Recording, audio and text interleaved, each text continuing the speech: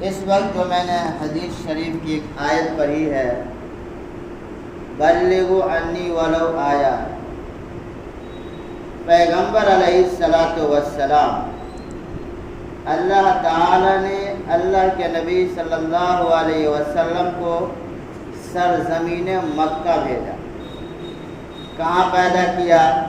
مکہ کے اندر پیدا کیا، لیکن مکہ والوں نے حضور کی قدر نہیں کی۔ مکہ والوں نے نبی کی قدر نہیں کی۔ قاعدہ ہے کہ جب آپ کسی کی عزت نہیں کریں گے یا قدر نہیں کریں گے، اللہ تعالیٰ اس نعمت کو آپ سے چھین لیں گے۔ مکہ کی سرزمین پر اللہ تعالیٰ نے پیغمبر علیہ السلام کو بھیجا، لیکن مکہ والوں نے آپ کی عزت نہیں کی۔ اس لیے اللہ نے اپنے نبی کو وہاں سے ہجرت کرنے کا حکم دے دیا، آپ مدینہ تشریف لے گئے، کیونکہ آپ جب عزت نہیں کریں گے تو نعمت چھین لیں گے۔ فتح مکہ کے قریب جب مکہ فتح ہوا، پیغمبر علیہ السلام سے حضرات انصار، جو قبیلہ انصار کے صحابی تھے، وہ اس نبی سے ناراض ہونے لگے۔ ناراض کیوں ہونے لگے؟ جب آپ مکہ چھوڑ کے چلے گئے، فتح مکہ کے موقع پر آئے، تو مکہ کو حاصل کرنے کے بعد بہت سارے غنیمت کے مال ہاتھ لگے۔ اللہ کے نبی صلی اللہ علیہ وسلم نے جو نتن جو مسلمان ہوئے تھے ان کو مال دے دیے، لیکن انصار کو نہیں دیے۔ انصار نے کہا کہ یا رسول اللہ، مال و دولت آپ جو نتن مسلمان ہوئے ان کو تو دیتے ہیں، ہم لوگ جو آپ کے ہمیشہ ساتھ رہے آپ ہمیں نہیں دیتے۔ بخاری میں امام بخاری رحمۃ اللہ علیہ اس روایت کو نقل کرتے ہیں کہ قبیلہ انصار کے لوگوں کو جمع کیا مسجد میں، اور اللہ کے نبی نے فرمایا ایک بات مجھے بتاؤ، تمہیں رسول اللہ چاہیے یا مال و دولت چاہیے؟ ڈیسائڈ کرو، تمہیں رسول اللہ چاہیے یا مال و دولت چاہیے؟ مکہ والے کو ہم مال دے رہے ہیں، ان کو مال ہی چاہیے، ہم مکہ میں نہیں رہیں گے بلکہ ہم تمہارے ساتھ مدینہ جائیں گے۔ اب تم ہی ڈیسائڈ کرو، مال لینا چاہتے ہو یا رسول اللہ کو لینا چاہتے ہو؟ حضرات صحابہ کی تو آنکھ دل رونے لگے، کہنے لگے یا رسول اللہ مجھے مال نہیں چاہیے، مجھے رسول اللہ چاہیے۔ کیا کہا؟ مجھے مال نہیں چاہیے، رسول اللہ چاہیے۔ حضور نے کہا جب رسول اللہ چاہیے تو میں تمہارے ساتھ تمہارے گھر جا رہا ہوں، تمہارے باری جا رہا ہوں، تمہارے گاؤں جا رہا ہوں، وہیں پر میری جنازہ ہوگی اور وہیں پر میری قبر بنے گی۔ انصار صحابہ خوش ہو گئے، انہوں نے مال کو لات مارا، رسول اللہ کو سینے سے لگایا۔ یہی وجہ ہے کہ حضور پیدا مکہ میں ہوئے لیکن آپ کی قبر مدینہ میں بنی۔ کیوں؟ مکہ والوں نے عزت نہیں کی۔ یہی حال ہمارے اس دین کا ہے۔ اگر دین کی ہم عزت نہیں کریں گے، سمان نہیں کریں گے، تو اللہ کہتے ہیں کہ تم ہمارے دین کے محتاج ہو، تم ہمارے دین کے محتاج ہو، میرا دین تمہارا محتاج نہیں ہے۔ اگر تمہیں صحیح راستے پہ چلنا ہے تو قرآن کو فالو کرنا پڑے گا، قرآن تمہیں فالو نہیں کرے گا۔ قرآن کو فالو کرنا پڑے گا، قرآن تمہیں فالو نہیں کریں گے۔ یہی کارن ہے کہ جب مکہ والوں نے ناقدری کی تو نبی کو کہاں بھیج دیا؟ مدینہ۔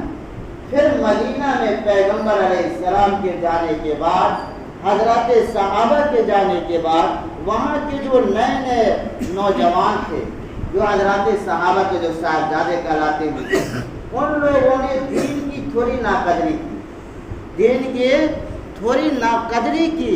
انہوں نے دین کی وہ عزت نہیں دی جس طریقے سے صحابہ نے دین کی عزت دیا تھا۔ اس لیے اللہ نے حضرت علی کو بھیج دیا کوفہ۔ آ رہے سمجھ میں؟ دین کہاں آیا؟ مکہ میں۔ مکہ والوں نے دین کو سمجھا تو ضرور، لیکن نبی کی عزت نہیں کی کہاں بھیجی ہے؟ مدینہ۔ پھر مدینہ میں حضور کے جانے کے بعد دین کی وہ اہمیت نہیں دیے، وہ عزت نہیں کیے، تو اللہ کے نبی نے حضرت علی کو بھیج دیے کوفہ، اور کوفہ سے علم دین کو پھیلایا گیا۔ آئے سمجھ میں؟ کوفہ سے علم دین کو پھیلایا۔ پھر کوفہ والوں نے بغاوت کیا، کیونکہ ہماری نسل جو ہے نا، نسل ہمارے جو بال بچے چھوٹے چھوٹے جو جوان ہوتے ہیں نا، تھوڑی سی وہ گڑبڑ تو کر ہی دیتے ہیں۔ پھر کوفہ والوں نے جب انہوں نے ناقدری کی تو اس دین کو بھیج دیا کہاں؟ مصر میں۔ کہاں چلے گئے؟ ملک مصر۔ پھر ملک مصر والوں نے کیا کیا؟ دین کے ساتھ تھوڑی سی کھلواڑ کیا، تو اللہ نے اس دین کو بھیج دیا کہاں؟ ہندوستان کے راجدھانی دلی میں۔ کہاں بھیج دیا؟ ہندوستان کے راجدھانی دلی میں۔ حضرت شاہ ولی اللہ محمد دہلوی رحمۃ اللہ علیہ وہی دلی میں پیدا ہوئے۔ پھر دلی والوں نے ناقدری کی تو اس دین کو بھیج دیا دیوبند۔ کہاں بھیج دیا؟ دیوبند۔ پھر اس دیوبند والوں نے دین کی جو قدر کی تو اسی دیوبند نے مولانا الیاس رحمۃ اللہ علیہ کو پیدا کر دیا۔ کس کو پیدا کیا؟ مولانا الیاس رحمۃ اللہ علیہ کو۔ وہی مولانا الیاس رحمۃ اللہ علیہ نے دیوبند سے فراغت کے بعد کہاں چلے گئے؟ میوات۔ نام سنے ہیں؟ میوات میں مرکز ہے، وہاں چلے گئے۔ اب مولانا الیاس صاحب رحمۃ اللہ علیہ نے وہاں سے تبلیغ کا کام کرنا شروع کیا۔ لوگوں نے کہا کہ یہ آپ کون سا کام کرنے جا رہے ہیں؟ تو مولانا الیاس رحمۃ اللہ علیہ نے کہا میں وہ کام کرنے جا رہا ہوں کہ شروعات تو میں کیا ہوں میوات سے، راجستھان میں پڑتا ہے، شروعات تو کیا میں میوات سے، لیکن اس کام کی روشنی پوری دنیا میں پھیلے گا انشاءاللہ۔ اس کام کی برکت ہے کہ آج پوری دنیا میں مرکز وہاں سے میوات سے چلا، پھر مرکز نظام الدین، میوات سے کہاں چلایا؟ مرکز نظام الدین، اور اسی مرکز نظام الدین سے آج پوری دنیا کے اندر تبلیغ کا کام ہو رہا ہے نا۔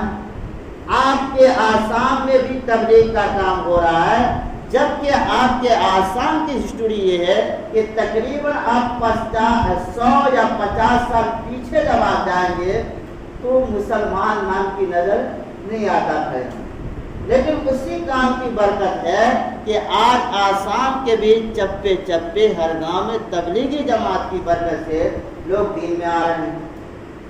جب وہ دین مکہ سے مدینہ، مدینہ سے کوفہ، بصرہ، بصرہ سے مصر، مصر سے جو ہے دلی، دلی سے دیوبند، دیوبند سے جو میوات، میوات سے مرکز، مرکز سے پوری دنیا۔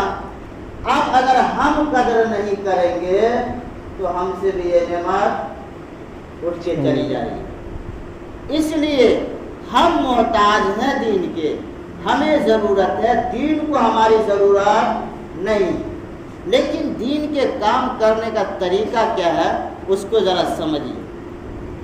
سب سے پہلی چیز ہے امانت داری، نمبر 2 پہ ہے ذمہ داری، نمبر 3 پہ ہے جانکاری، نمبر 4 پہ ہے سمجھداری۔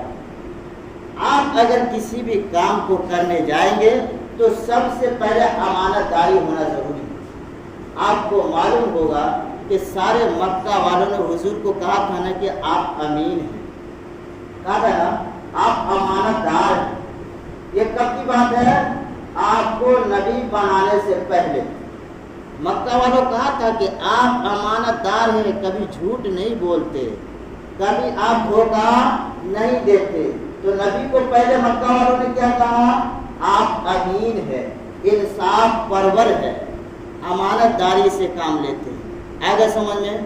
نمبر 2، جب مکہ والوں نے کہا کہ آپ امانت دار ہیں تو پھر اللہ نے آپ کے اوپر ذمہ داری ڈالی۔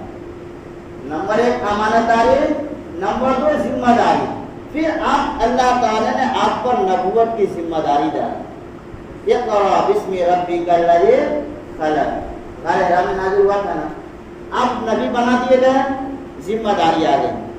جب آپ پر ذمہ داری آ گئی تو تیسری چیز کیا چیز ہے؟ जानकारी, अमानतदार भी है और आपके पास जिम्मेदारी भी है, लेकिन मोटरसाइकिल चलाएंगे लेकिन जानकारी नहीं है तो क्या होगा? एक्सीडेंट करेंगे ना, एक्सीडेंट तो करेंगे। मोटरसाइकिल ले लीजिए अमानतदारी से, जिम्मेदारी ले लीजिए ड्राइविंग करना है, लेकिन जानकारी एजुकेशन नहीं है, आप एक्सीडेंट कर जाएंगे। आगे समझ में? इसलिए नंबर 1 पे हुजूर को अमानतदार बनाया गया, नंबर 2 पे जिम्मेदारी दी गई कि आप नबी बनाए गए, नंबर 3 पे एजुकेशन दिया है। एजुकेशन क्या था? हर मौके पर हजरत जिब्रील कुरान की आयत लाते थे, जहाँ भी ज़रूरत पड़ती वो जानकारी के लिए कुरान की आयत लाते। नंबर 4 में है समझदारी, नंबर 4 में समझदारी। समझदारी क्या है? जब छोटे से कुरान बच्चा है उसको आप क्या खिलाएंगे? गाजर खिलाएंगे ना, माँ का दूध खिलाएंगे ना। अगर आप उसको बिरयानी खिलाएंगे क्या होगा? पेट खराब होगा, बच्चे का। हालांकि बिरयानी हराम है खिलाना, अगर आप कहेंगे बिरयानी तो जायज़ है, गोश्त पुलाव हराम तो नहीं है, खिला तो नहीं सकते हैं, तो खिला के देख लो, खिला के देख लो क्या हाल होगा।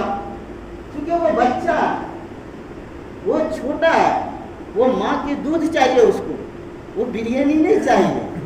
और आप बार बार कह रहे कि बिरयानी हराम थोड़े ना है, बिरयानी हराम है कि हराम है? हराम है भाई, हलाल है लेकिन उसके लिए क्या है? हराम तो नहीं लेकिन नुकसान है। तो इसी का नाम समझदारी है कि अल्लाह के नबी सल्लल्लाहु अलैहि वसल्लम ने कुफ़ार मक्का से जो सुलह हुदैबिया के मौका पर जो दब के फैसला किया था ना, इसमें समझदारी थी।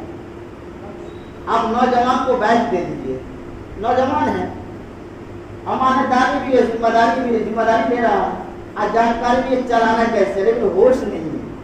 होश जवानी है ना, तो जवान लोग अक्सर एक्सीडेंट करता है ना, तो मरकर में आप लोग सुनते हैं ना कि जवानों की जोश और बड़ों की समझदारी।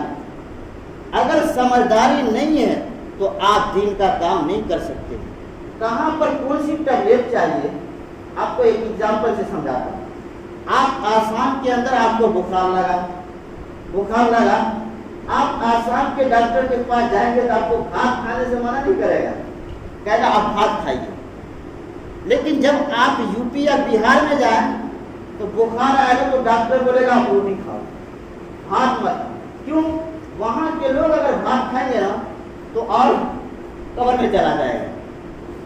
भात हराम तो नहीं है, रोटी हराम तो नहीं है क्या? या तो यूपी बिहार के डॉक्टर झूठ बोल रहे हैं या आसाम के डॉक्टर झूठ बोल रहे हैं। ये बुखार में रोटी खाया जाए, भात खाया जाए। और यही बुखार आपके सऊदी अरब में अगर आए तो सऊदी का डॉक्टर कहेगा जाकर के गुस्ल कर लो, क्या कहेगा? जाकर के गुस्ल कर लो। अब बताइए ये क्या? यहाँ का डॉक्टर करा भात खाओ, यूपी बिहार का करा रोटी खाओ, और सऊदीया में जाएगा तो करा गुस्ल करो। इसका नाम है समझदारी, कि किस इंसान को कौन सी टैबलेट देनी है, ये समझदारी और हकीम का काम होता है। 4 चीज समझ में आ गई, अमानतदारी, जिम्मेदारी, जानकारी, समझदारी, ये 4 चीज हो गई। 3 चीज आपका पर्सनल है, पर्सनल निजी, इसके बाद मैं बात को खत्म करूंगा। 3 चीज पर्सनल है। नंबर 1 बोला जाता है कि सर पे बर्फ, हमेशा दिमाग को ठंडा रखना है, हमेशा दिमाग को ठंडा रखना है। अल्लाह ताला ने फिरौन के दरबार में मूसा अलैहिस्सलाम को भेजा, लेकिन कहा खबरदार आप जलाली जरूर हैं, आपने मलकुल मौत को मारा थप्पड़ तो आंख निकाल दिया, फिरौन को मत मारिएगा। आपने मलकुल मौत को थप्पड़ मारा तो आंख निकाल दिया, लेकिन फिरौन को समझाने जा रहे हैं, फिरौन बदतमीजी करेगा तो उसके सामने गुस्सा नहीं होना है। आपने एक किप्टी को ऐसे मारा तो जनाजे निकल गई, लेकिन फिरौन के सामने ठंडे दिमाग से बात करना है। आगे समझ में? तो दिमाग को हमेशा ठंडा रखना है, गर्म रखेंगे ना तो जबान से कुछ निकल जाएगा। नंबर 2 जबान, ये है ना, इसको मीठा रखना है। अगर आप नरम और मीठा लहजा में नहीं बोलेंगे ना, जैसे आप किसी को अगर कहे, आपको किसी ने दावत किया और आप उसके सामने कहे کہ اے اللہ تیرا شکر ہے تو نے کھلایا میں نے کھایا کسی کا باپ کا نہیں کھایا، غصہ آئے گا نہیں آئے گا؟ دعوت تو کرا رہی ہے، اب اس کو کیا کر رہے ہیں؟ اے اللہ تو نے کھلایا، اگر اللہ نے کھلایا، میں نے کھایا کسی کا باپ کا نہیں کھایا، غصہ ہوگا نہیں ہوگا؟ اسی انداز میں کہہ کے اللہ تیرا شکر ہے تو نے کھلایا، ان کو جزائے خیر دے، خوش ہوگا نہیں ہوگا؟ تو زبان کو بالکل میٹھا رکھنا ہے، دماغ کو ٹھنڈا، زبان کو بالکل میٹھا رکھنا ہے۔ ایسا نہیں کہ آپ بات بولے آپ کی بات سن کر کے بھاگ جائے۔ دو ہو گیا۔ نمبر 3 پہ آتا ہے پیر میں چکر، یعنی پھرتیلا، ہمیشہ پھرتیلا رہے، ایسا نہیں کہ سوتے پڑے ہوئے ہیں تو پڑے ہوئے ہیں، سوئے ہوئے تو سوئے ہوئے، لیٹے ہوئے تو لیٹے ہوئے، ایسا نہیں۔ سمے آپ کی کون سا سمے کس ٹائم میں کون کام کرنا ہے، ہمیشہ چوکنا رہنا ہے۔ اب ایسا نہیں کہ 4 گھنٹہ باقی ہے، 2 گھنٹہ باقی ہے، سونے دو، بعد میں دیکھا جائے گا، ہو رہا ہے، اس کو بولا جاتا ہے ہندی میں سستی۔ تو سستی سے کام نہیں چلتے، یہی وجہ ہے کہ اللہ کے نبی صلی اللہ علیہ وسلم اکثر باوضو رہتے تھے۔ کیوں؟ اس لیے کہ کوئی گارنٹی نہیں ہے کہ کس وقت وہی آ جائے، تو اس لیے ہمیشہ چوکنا، جیسے بزنس مین سب ہوتے نا، ہمیں سب چوکنا رہتا ہے، کہاں جانا تو یہاں جانا، وہاں جانا، وہاں جانا، ہمیشہ چوکنا رہتا ہے۔ تو 3 چیز آپ کا پرسنلی ہے۔ نمبر 1 دماغ کو ٹھنڈا رکھنا ہے، نمبر 2 زبان کو میٹھا رکھنا ہے، نمبر 3 ہمیشہ پھرتیلا رہنا ہے، تیز رہنا ہے۔ جیسے آرمی پولیس ہوتے ہیں نا، ہمیشہ چوکنا رہتا ہے، اسی طرح چوکنا رہنا اپنے کام کے اوپر۔ اگر یہ سب چیز اپنے اوپر لاگو کریں گے اور دین کا کام کریں گے تو انشاءاللہ کامیاب ہوں گے۔ اس کا بھی آسان طریقہ یہ سمجھ لیجئے، حضور نے کیا کیا تھا؟ حضرت ابو بکر، حضرت عمر، حضرت عثمان، حضرت علی، 4 خلیفہ تھے نا، 4 کو اپنا خلیفہ بنایا۔